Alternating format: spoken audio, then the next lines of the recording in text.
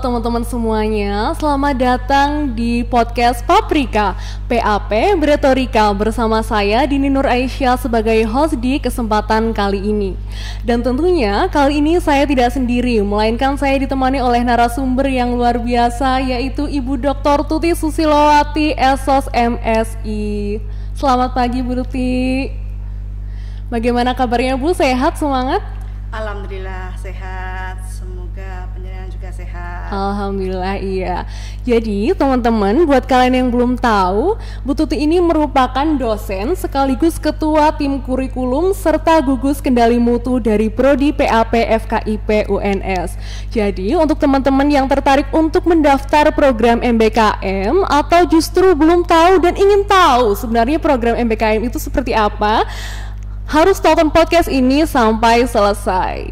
Baik, sebelum kita kupas tuntas terkait dengan MBKM, mungkin boleh dijelaskan terlebih dahulu Bu, MBKM itu apa? Karena takutnya teman-teman di rumah ini belum tahu begitu.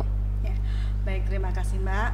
MBKM adalah program dari kementerian yang sekarang dari Pak Nadiem, yaitu suatu program yang memberikan otonomi dan kebebasan lembaga pendidikan untuk lebih leluasa dalam mengembangkan pembelajaran dan pendidikan serta pengelolaannya, memberikan kemerdekaan kepada dosen dan mahasiswanya untuk lebih bisa melaksanakan hal-hal yang menunjang kompetensi. MBKM sendiri sebenarnya ada 4 program ya. Yang pertama adalah kemudian mendirikan program studi baru, kemudian perguruan tinggi menjadi PTNBH. Kemudian yang ketiga adalah memberikan kesempatan mahasiswa untuk belajar 3 semester di luar prodi. Kemudian juga memberikan kebebasan di dalam pengelolaan. Nah, yang berkaitan erat dengan mahasiswa itu adalah pemberian kebebasan mahasiswa untuk 3 semester di luar prodi. Jadi memang memberikan sebuah otonomi, kebebasan mahasiswa untuk lebih mempertajam, memperkuat kompetensinya dengan tidak hanya belajar di dalam kelas, namun juga di luar kelas, di luar program studi, dan di luar universitas. Itu secara garis besarnya. Iya. Lalu Bu, misalkan saya tertarik untuk mengikuti MBKM, kira-kira syarat apa yang harus saya penuhi Bu? Sebelum ke syarat ya Mbak ya. Iya. Perlu saya tambahkan, di dalam MBKM untuk mahasiswa ada 8 kegiatan besar MBKM. MBKM itu adalah Merdeka Belajar Kampus Merdeka ya. Yang pertama adalah pertukaran pelajar, di mana mahasiswa bisa mengambil mata kuliah di luar prodi di dalam perguruan tinggi, dan di luar perguruan tinggi di prodi lain itu sebanyak 20 SKS. Hal ini ditujukan untuk menambah pengetahuan, memperluas budaya, wawasan mereka tentang kebinekaan tunggal ika. Jadi mereka melihat dunia luar, tidak hanya di prodinya saja. Misalnya mahasiswa PAP bisa ambil di prodi teknik, bisa ambil di prodi hukum dalam universitas yang sama. Dalam prodi yang berbeda fakultas tidak apa-apa. Pertukaran pelajar juga bisa dilakukan dengan universitas yang lain. Bisa ambil UGM, bisa ambil Universitas Indonesia atau lainnya, yang penting mempunyai kerjasama, bahkan bisa di luar negeri. Ada beberapa program yang diinisiasi oleh kementerian, dan ada yang secara internal prodi melakukan kerjasama dengan universitas lain, prodi lain untuk melakukan pertukaran pelajar. Kemudian yang kedua adalah magang profesi atau praktek kerja, memberikan pengalaman kontekstual nyata kepada mahasiswa untuk mempraktekkan ilmunya di luar. Misalnya saat ini mahasiswa PAP magang di perkantoran ya, di institusi lain dinilai 20 SKS rekognisi ya. Itu tujuannya apa? Bisa belajar secara kontekstual di luar seperti apa. Dan magang pun kalau secara peraturan boleh di luar bidangnya, namun untuk di PAP ya harus sesuai dengan bidangnya agar linear dan kompetensinya semakin kuat. Kemudian yang ketiga adalah asistensi mengajar ataupun PPL atau PLP, praktek mengajar di sekolah-sekolah. Ini sudah dilakukan ya di PAP dan direkognisi juga sebanyak 20 SKS. memberikan pengalaman bagaimana dunia pendidikan kita mentransfer mahasiswa, mentransfer ilmu kepada sekolah-sekolah yang memerlukan. Kalau dulu asistensi mengajar itu hanya punyanya FKIP, sekarang mahasiswa prodi apapun boleh ikut asistensi mengajar. Kemudian yang keempat adalah kewirausahaan. Seperti kita tahu ya, kewirausahaan itu sesuatu yang menarik, namun pada prakteknya di Indonesia masih rendah. Sehingga harapannya dengan kewirausahaan memberikan kesempatan mahasiswa 1 semester 20 SKS untuk berwirausaha sendiri. Ada hal-hal yang harus dipenuhi mahasiswa selama berwirausaha. Targetnya adalah mereka memiliki usaha sendiri. Kemudian yang kelima adalah pengabdian masyarakat.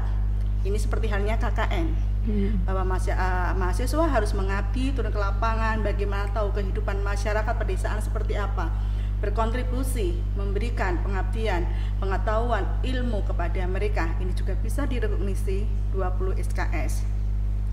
Kemudian studi independen, memberikan kesempatan mahasiswa yang punya gagasan kreatif inovatif untuk membuat sebuah ide, mengimplementasikan ide, membuat kemudian menerapkan studi independen. Misalnya adalah membuat sebuah aplikasi, membuat robot yang itu bisa membantu mengatasi permasalahan di masyarakat. Kemudian setelah studi independen adalah proyek kemanusiaan. Banyak bencana di Indonesia atau banyak kegiatan hal yang memerlukan turun tangan mahasiswa. Dalam hal ini mahasiswa sebagai volunteer, mereka harus ke lapangan membantu membenahi kehidupan orang-orang yang membutuhkan, baik itu bencana. Ini adalah kegiatan-kegiatan yang bersifat kemanusiaan. Kemudian yang terakhir adalah, tadi sudah berapa Mbak ya? Saya ulang ya, saya nggak hafal. Ada 8. Tadi ada pertukaran pelajar, bantu ngitung ya Mbak ya. Dosen juga manusia, nggak harus hafal semua ya. Betul. Pertukaran pelajar, magang studi, asistensi mengajar, KKN, studi independen, proyek kemanusiaan, kemudian penelitian. Yang meneliti penelitian, berarti mahasiswa walaupun pada skripsi sekarang mendapat kesempatan untuk benar-benar direkognisi 20 SKS untuk melakukan penelitian, baik dia penelitian mandiri atau misalnya ikut BRIN, ikut lembaga-lembaga penelitian, dan itu semua setiap kegiatan MBKM ini bisa direkognisi 20 SKS. Artinya apa? Ketika mahasiswa mengikuti ini, dia tidak harus in class, tetapi dia di luar kampus dan mendapat pengakuan 20 SKS rekognisi dari mata kuliah yang seharusnya ditempuh di dalam kelas. Ini adalah kegiatan-kegiatan dari MBKM. Iya, berarti untuk program rekognisi 20 SKS itu juga berlaku di prodi PAP ya Bu? Ya, ini sudah berlaku ya. Tahun ini kita mewajibkan mahasiswa angkatan 2019 untuk ikut MBKM 20 SKS dalam kerangka KKN Bangun Desa. Jadi kalau KKN biasanya adalah 2 SKS, kita rekognisi 20 SKS, ada kita rekognisi 18 SKS, yaitu magang dunia kerja, kemudian pengelolaan laboratorium perkantoran, analisis sistem informasi perkantoran, simulasi bisnis perkantoran, produk kreatif kewirausahaan, manajemen event, dan perdagangan luar negeri. Ini 18 SKS yang harusnya biasanya in class, kita coba mereka untuk di luar, tapi dengan ada proses monitoring dan pembimbingan. Jadi tahun ini 80 mahasiswa kita ikut untuk MBKM KKN Bangun Desa. Oke, baik. Tadi Ibu mewajibkan bahwa mahasiswa itu untuk ikut MBKM begitu ya, Bu? Nah, kira-kira apa benefit yang bisa didapat jika kita sebagai mahasiswa itu mengikuti program MBKM, Bu? Ya, ini saya yang pertama dulu saya komentari ya, lagi mewajibkan.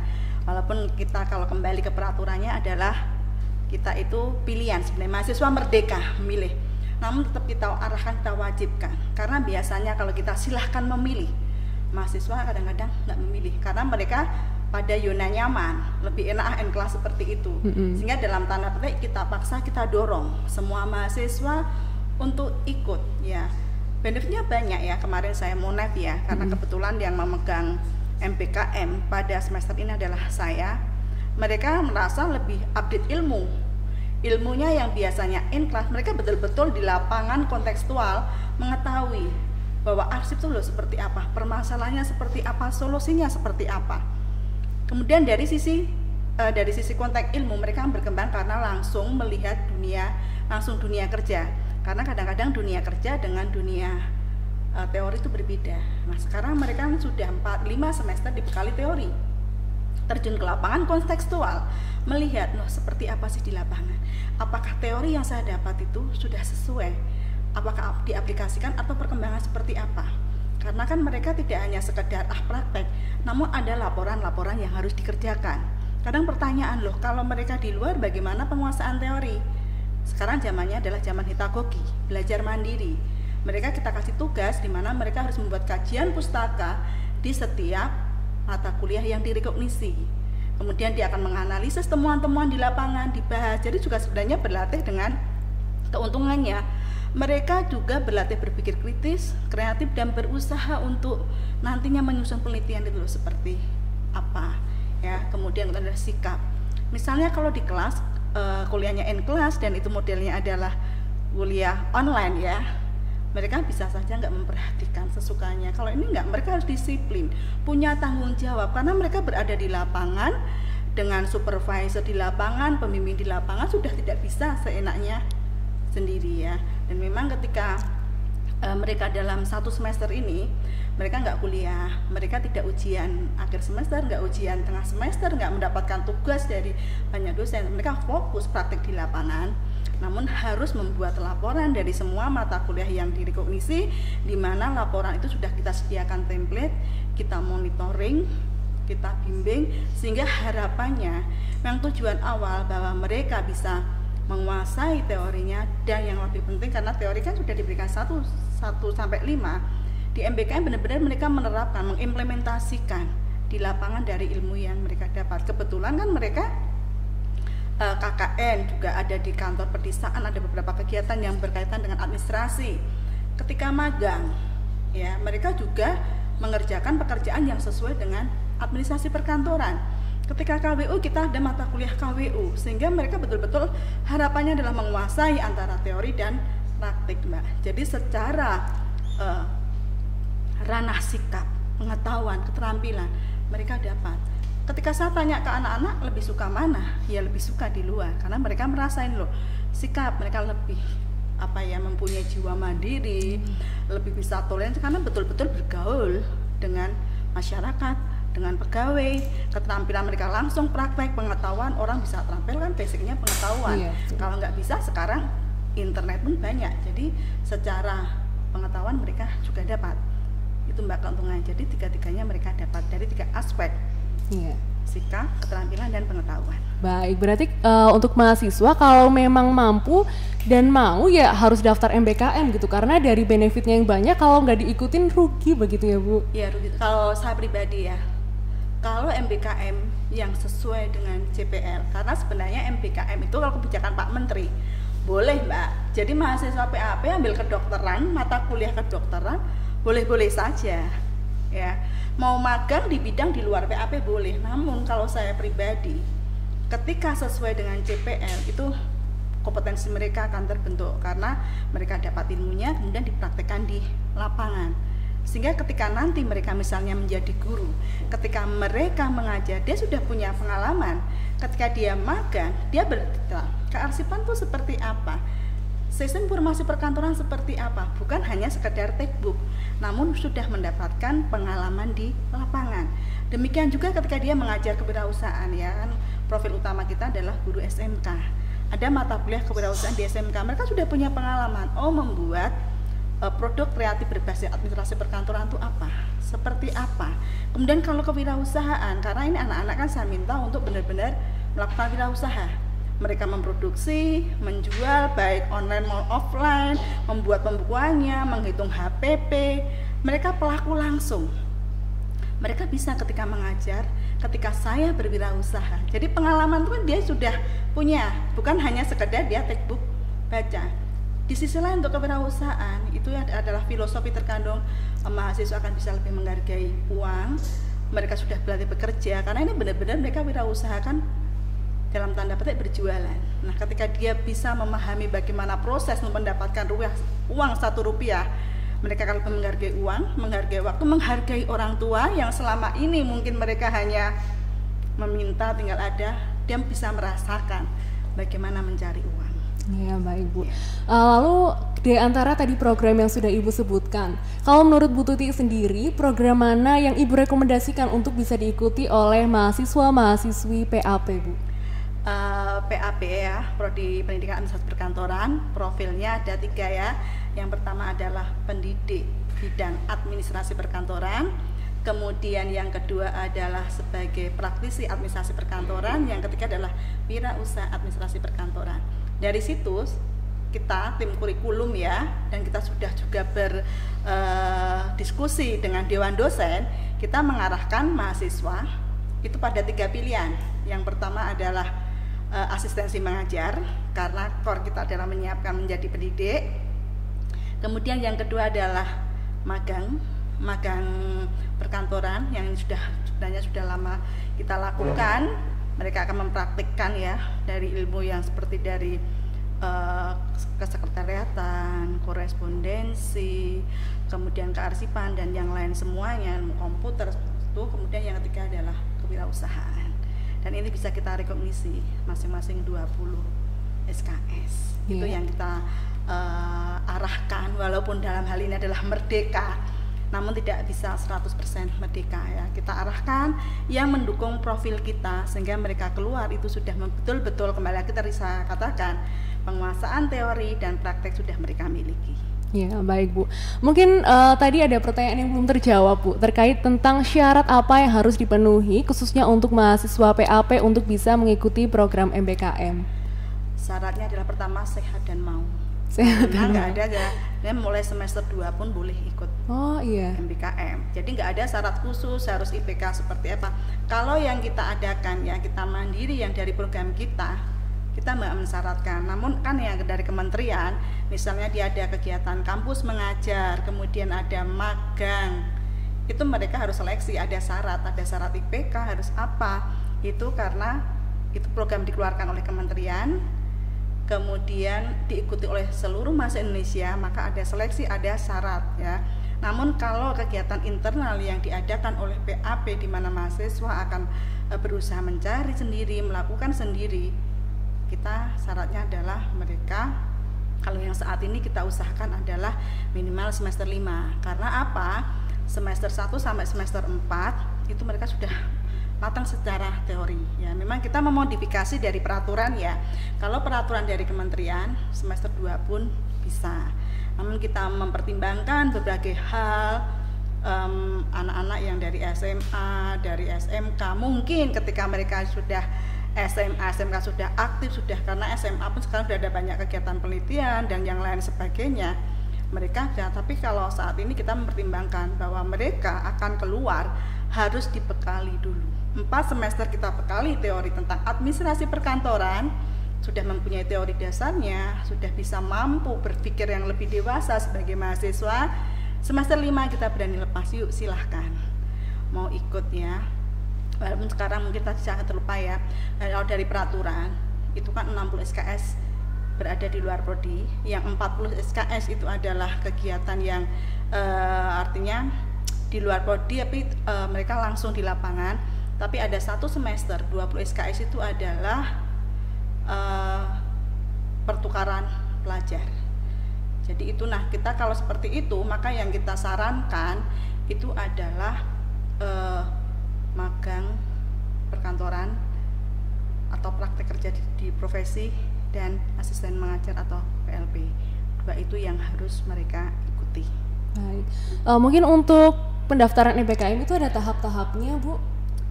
Tahapannya enggak, kita langsung di awal semester kita biasanya memberikan sosialisasi, terus mereka akan mengisi di siakat MBKM. Kan siakat akan 2, reguler dan MBKM. Kalau kita sudah kita MBKM, maka mereka mengisinya adalah di siakat MBKM. Berarti tapi di siakat itu biasanya diisi ketika mahasiswa itu sudah semester 5 ya Bu? Ketika di awal semester seperti reguler itu. Seperti waktu reguler, tapi kita karena milih MBKM, maka kita mengisinya di siakat MBKM.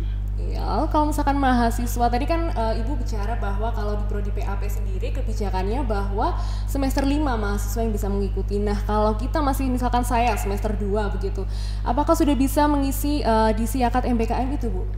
Kalau kebijakan prodi PAP belum, karena belum matang secara teori. Sehingga disarankan ikut di semester 5 ya. Walaupun kembali lagi secara kebijakan boleh semester 2. Dan ini kalau memang mahasiswa berkeinginan seperti itu, maka tim kurikulum dan dewan dosen akan berkoordinasi apakah boleh atau tidak. Ini mahasiswa. Kalau dulu ya, karena dulu itu masih online, sekarang kita sebenarnya sudah mau tatap muka.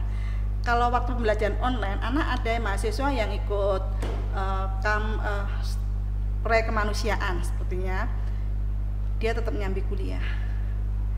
Karena memang belum ada kebijakan regulasi yang jelas, walaupun dia ikut pejuang pemuda itu dan itu masuk ke proyek kemanusiaan, dia tetap kuliah.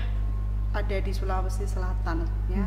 Dia tetap ikut kuliah dan kemana ada magang semester 4 juga, magang di Jakarta. Dan bisa direkognisi, namun dia tetap ikut kuliah karena kita pakai online. Nah, ketika kuliahnya harus luring, itulah yang nanti akan perlu diskusi lagi, perlu pembicaraan yang intens bagaimana ketika anak semester bawah ikut MBKM. Yeah. Kalau menurut Bu Tuti sendiri, selama ini kan program MBKM kurang lebih sudah berjalan, kalau yang saya tahu begitu sudah dari 2020 begitu Bu. Nah, kira-kira kalau di prodi PAP ini sudah seefektif apa dan implementasinya dalam Merdeka Belajar itu seperti apa, Bu? Memang betul ya, sejak 2020. Tapi kita betul-betul melakukan MBKM baru tahun 2022. Yang mulai bulan Januari ini kita ambil yang KKN Bangun Desa 20 SKS itu. Saya belum bisa mengatakan efektif atau tidak karena ini belum ada satu semester selesai. Jadi sekitar Juni akhir nanti baru selesai, saya baru akan membagikan instrumen, saya baru ke FGD mereka untuk melihat efektifnya seperti apa. Sehingga kalau saya ditanya efek seperti apa, saya belum bisa memberi jawaban karena saya belum melakukan penilaian di lapangan seperti apa. Seperti itu. Iya, baik. Itu tadi adalah penyampaian materi dari Bu Tuti. Mohon maaf sekali Bu, memang ini untuk topik diskusi kita saya merasa sangat menyenangkan gitu Bu, tapi sayang sekali untuk waktu podcast kita memang terbatas. Jadi mungkin sebelum saya tutup podcast kali ini ada closing statement yang ingin disampaikan untuk teman-teman di rumah Bu, silakan. Ya, ikutilah proses. Ya, jalani proses seoptimal mungkin. Ya, jangan kita memang berpikir hasil, tapi pernahlah berproses dulu karena hasil itu adalah hak Tuhan. Jadi selama menjadi mahasiswa, ikutilah proses optimal mungkin, pergunakan waktu sebaik mungkin, dianggap adalah kawah candra di muka. Kita nikmati prosesnya, insya Allah hasil tidak akan mengkhianati proses. Baik, saya ucapkan terima kasih sekali lagi Bu Tuti atas penyampaian materinya yang sangat menarik dan tentunya sangat bermanfaat untuk teman-teman di rumah. Dan juga terima kasih sudah berkenan untuk hadir di acara podcast Paprika pada hari ini Bu. Teman-teman di rumah, nantikan keseruan podcast lainnya karena di podcast-podcast selanjutnya akan ada topik-topik yang gak kalah menarik dari podcast hari ini. Saya Dini Nur Aisyah selaku host podcast pada hari ini pamit undur diri dan sampai jumpa.